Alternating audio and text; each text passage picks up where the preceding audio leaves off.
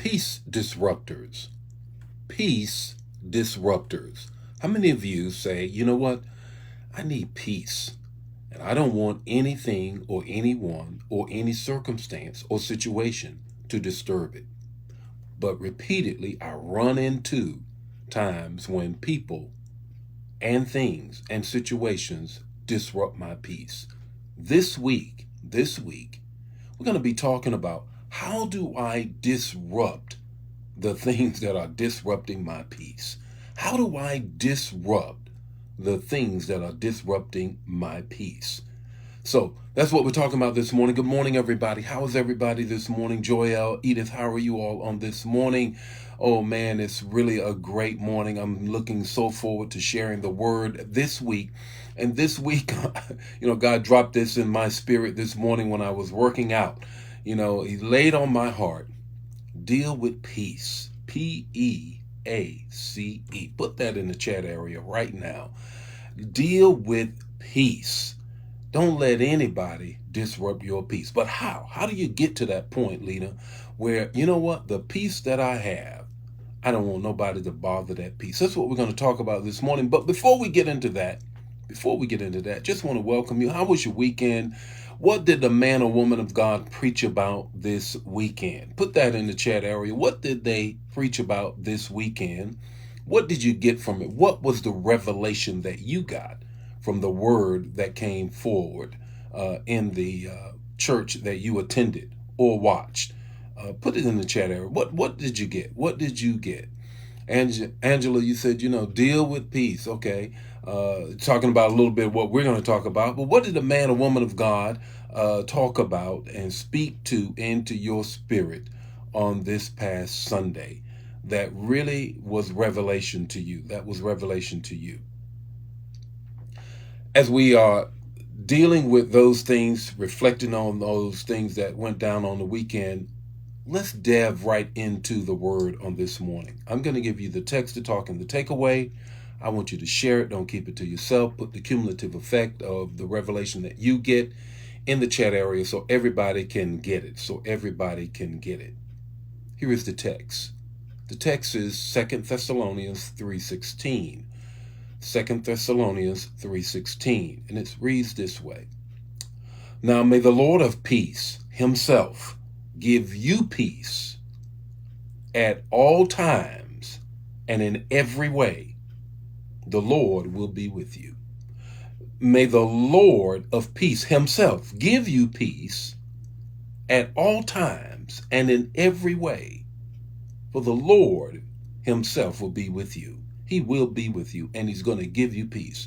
Now, the letter to the church at Thessalonica is a letter that is written to them because their peace has been disturbed. They're waiting for Jesus to return.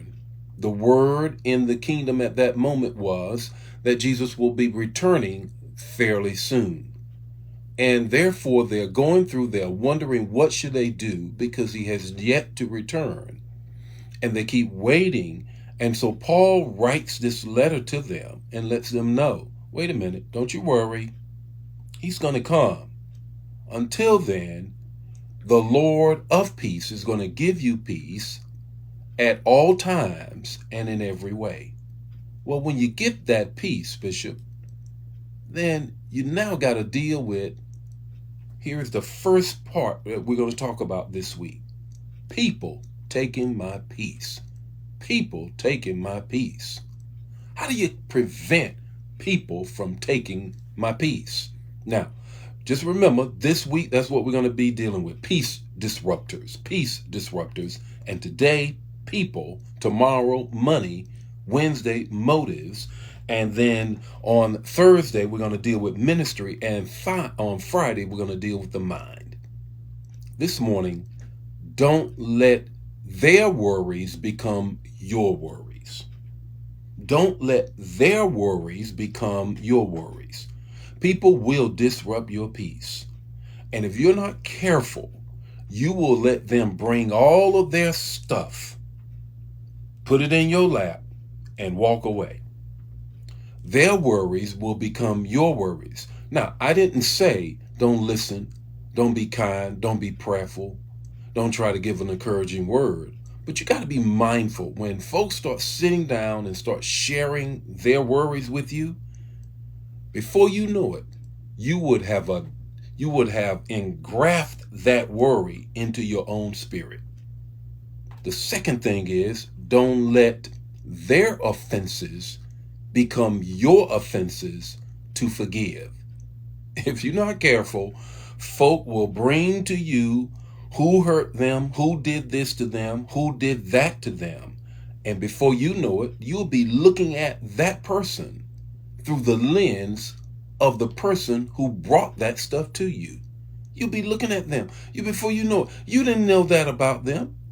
You had no idea that's what was going on with them. But because somebody brought their offenses to you, before you know it, you were trying to forgive them. It was never your offense. So don't let their worries be your worries. Don't let their offenses be yours to forgive. Here's the third thing that I have for you. Don't let their problems become your problems to solve. Don't let their problems become your problems to solve. If you're not careful, folk will bring you their problems and you will be sitting up there trying to figure it out. Oh my God, boy, you ought to do this and you ought to do that. You ought to do this, you ought to do.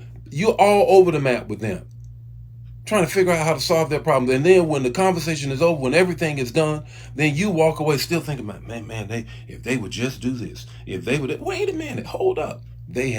People will disrupt your peace.